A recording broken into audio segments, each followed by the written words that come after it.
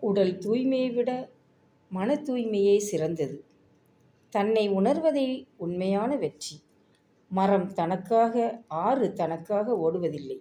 சான்றோர் தனக்காக வாழ்வதில்லை. பிறர் தவறுகளைக் கண்டு தன் தவறுகளை திருத்துபவன் அறிவாளி. அன்பை போல எக்காலமும் குறைந்து போகும் தன்மை இல்லாதது அறிவு. நம்முடைய பொருட்கள் தடுமாறினாலும் சமாளித்துக் கொள்ளலாம். நம்மிடம் நாக்கு தடுமாறினால் மீளவே முடியாது. எளிமையுடன் கட்டுப்படு. நற்பண்பு சேர்ந்து கொண்டால் யாராலும் வெல்ல முடியாது.